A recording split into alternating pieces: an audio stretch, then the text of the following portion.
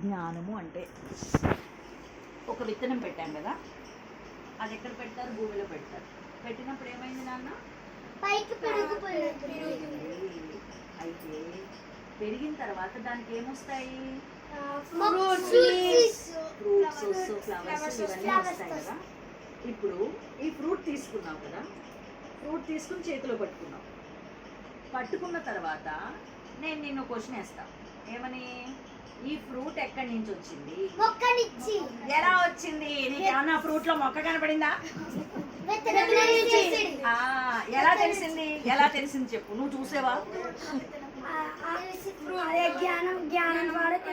Very good. ఈ జ్ఞానం ఎవరి వల్ల తెలిసింది?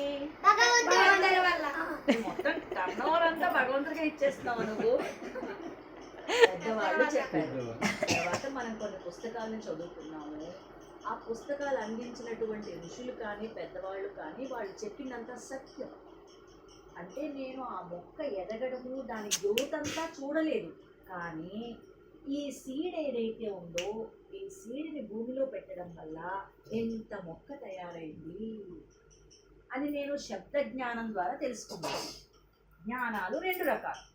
ఒకటి శబ్దం, అంటే పెద్దవాళ్ళు చెప్పారు ఈ విత్తనాన్ని పెట్టడం వల్ల ఇంత మొక్క తయారైంది అని చెప్పారు. అర్థమైందా నాన్న? ఇదే జ్ఞానం. ఋషులు ఏమంటారు అంటే శృత జ్ఞానము అని అంటారు. వినడం ద్వారా తెలుసుకున్నావు. అవునా? అయితే నువ్వు ఇంట్లో ఏం చేసావు? ఇవన్నీ కాదమ్మా, నేను ఒక ఎక్స్పెరిమెంట్ చేద్దాం అని ఏం చేసావు? నువ్వు చిన్న మెంతి గింజలు ఉంటాయి కదా, అవి తీసుకొచ్చి ఏం చేసావు? సాయిల్ అంతా ఇలా పెట్టి చక్కగా పెట్టి రోజు అబ్జర్వ్ చేస్తున్నావు. ఒక రోజేమో బుజ్జి ఆకుల్లాగా ఏదో ఇలా పైకి వచ్చింది. నీకు అప్పుడు ఏమర్థమైంది? దేని వల్ల అయింది?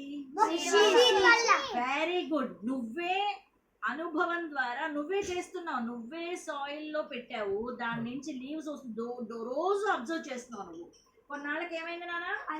పెరిగిన తర్వాత ఏమైంది నాన్న? అది ఎవరి ద్వారా?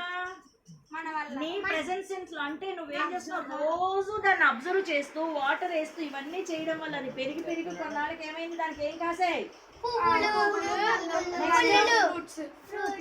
మెంతి గింజల గురించి చెప్పుకుంటున్నారా మనం?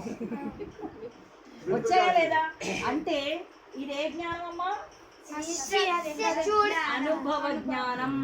అనుభవం ద్వారా పొందే జ్ఞానం అంటే నీ అంతట నువ్వే కృషి చేసి దాన్ని సీడ్ నుంచి దాని గ్రోత్ ఫ్రూట్ వరకు దాన్ని అబ్జర్వ్ చేసి తెలుసుకున్నాం. దిస్ ఈస్ కాల్డ్ అనుభవ జ్ఞానం. ముందుదేంటి? అలా జ్ఞానం ఎన్ని రకాలు నాన్న? ముందు ఋషుల ద్వారా పెద్దవాళ్ళ ద్వారా తెలుసుకున్న దాన్ని నీ జీవితంలో దానికి సంబంధించినటువంటి సాధన చేస్తూ ఆ రిజల్ట్ ని నీ అంతటి నువ్వు పొందడాన్ని అనుభవ జ్ఞానము అని అంటారు. అర్థమైందా బంగారం? జ్ఞానాలు ఎన్ని రకాలు? శృత జ్ఞానం, రెండవది అనుభవ. Very good. Next point.